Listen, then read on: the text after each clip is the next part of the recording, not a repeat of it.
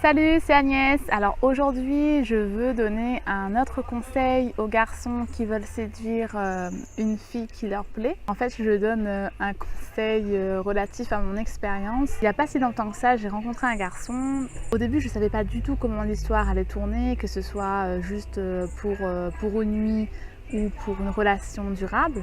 Mais en tout cas, il m'a invitée chez lui, j'y suis allée.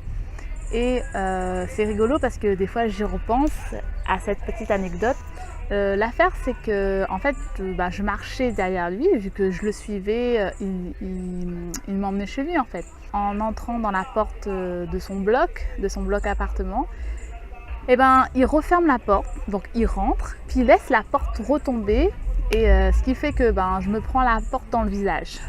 En gros quoi, je ne l'ai pas vraiment pris dans le visage, mais il l'a laissé retomber de sorte qu'elle me retombe dans le visage. Donc après ça, j'ai quand même eu un petit rire jaune à l'intérieur de moi, parce que un gars qui a pas qui a pas les manières de te tenir la porte ou quelque chose comme ça, voilà, ça veut dire en tout cas nous en tant que femmes, on interprète que on est juste un plan cul pour la soirée, où voilà, il n'y a vraiment rien de sérieux, il n'y a pas l'attention qui fait que le gars il t'apprécie vraiment et il veut prendre soin de toi en fait.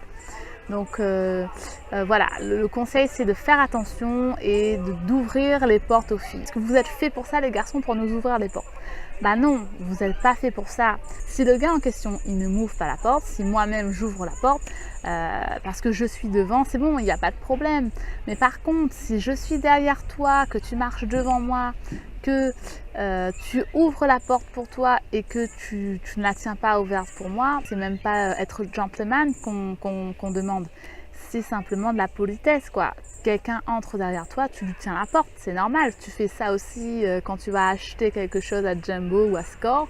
Bref, tu tiens la porte aux gens s'il y a quelqu'un derrière toi. Donc à une fille que tu ramènes chez toi, tu lui tiens la porte aussi, non? Après, ça peut être une erreur, le gars, il stresse, il n'est pas sûr de lui, il fait des petites erreurs comme ça. Mais moi, un mois après avoir rencontré ce gars-là, ça reste une anecdote marrante. Après, je ne dis pas que les histoires ne peuvent pas commencer par une anecdote marrante, mais ce que moi j'ai pensé, encore une fois, c'était que j'étais juste un plan cul qui n'avait pas vraiment d'attache avec moi. Et voilà, je l'ai considéré comme ça après, ce qui fait que moi-même, je me suis un petit peu éloignée parce que, pour moi, on était plus potes, on allait être plus potes qu'autre chose. Donc, si tu veux éviter qu'une fille te considère comme un pote, il faut quand même avoir des petites attentions avec elle, envers elle.